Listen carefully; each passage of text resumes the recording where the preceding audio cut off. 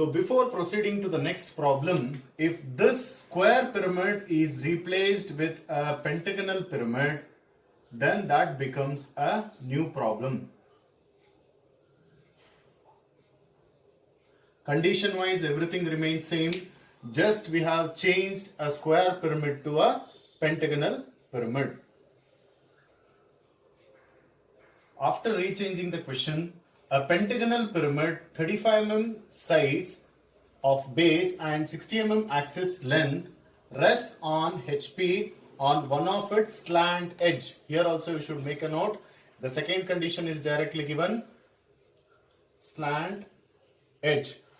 Draw the projection of the pyramid when the axis is inclined to VP at 45 degree. Since appearance is not given, it is a beta case problem.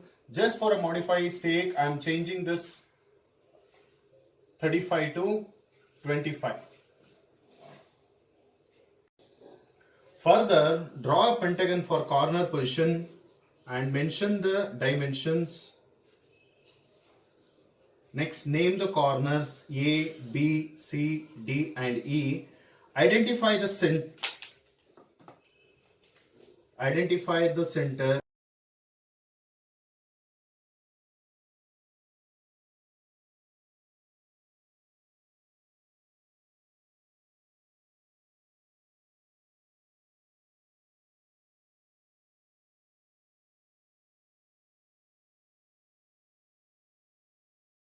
These slant edges should be drawn with a dark line. Next, from all the points A, B, C, D, E and O1 project to the XY line. Next, from the center project this and raise the axis height. After rising from the front view, A, B, C is clearly visible, D and E is not visible. So this will be A dash of E dash, this is O1 dash and this is O dash, and this will be B dash of D dash and C dash. Next, join this O1 to O dash to A dash of E dash and again to C dash and complete this triangle and measure, join a line from A dash to B dash. Further, you show this axis dimension also. Coming to the second condition, it is resting one of its slant edges. The resting slant edge is C and O. From the front view it is O dash and C dash. Measure the dimension from C dash to O dash. From the convenient point, cut an arc on XY line. Next, again from C dash to A dash, measure and cut an arc, and again from A dash to O dash, measure this and cut an arc and join this triangle. After completing this triangle, measure from C dash to B dash, mark here, and measure from O dash to C dash to O1 dash, mark here, and name this accordingly, B dash of D dash, and this is O1 dash, and join this. Further, from all the points, project down and from this to the right side. While meeting all the points, be very careful. Don't be in a hurry to copy the same naming here. Please try to meet the points carefully. C is here and C meets here. This is C. B is here and this is A. This is E and this is D.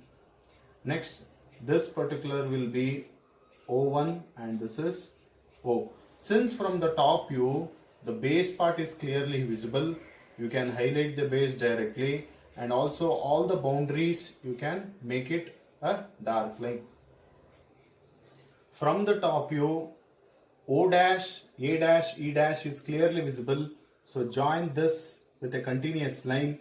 Next, C dash is not visible, you draw this with a dotted line.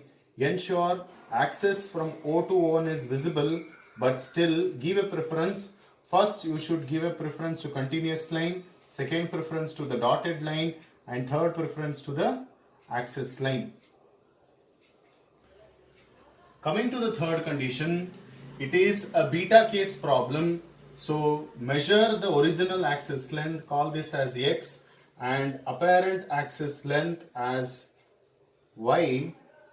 Now measure from original axis length from this point, that is O point, cut an arc for original axis length, call this as O1, and take a locus line. This locus line should be parallel to xy line. Measure the apparent axis length y from the same O point, cut an arc and join this. Extend this particular line and measure the angle of a new beta line. So you will get a beta angle. Further, extend this O1 line to meet point C. Measure from O1 to the next line to get B and D. Mark this and draw this 90-degree line. Again, from O1, measure this particular to get A and E. Mark this and draw 90-degree lines. After drawing, measure from O1 to B, which is same as O1 to D. Cut an arc, call this as B and this as D. Next, from this particular, measure from this point to A, which is same as this to E. So mark this A and E. Join all the points and complete the figure. After completing this, from all the points, that is from A, B, C, D, E, and from O to O1, project up, and again from all these points, project to the right side. After projecting, meet all the points. This is A dash, B dash, C dash, D dash, and E dash. Next, meet the points O1 dash and O dash. Join this axis line. Since from the front view the base part is clearly visible, highlight the base and the boundary part. So after completing this, since the base part is clearly visible, O to E dash is not visible and O to D dash is not visible. So draw this with a dotted line, and O to B dash is clearly visible. Join with a continuous line. This completes the problem.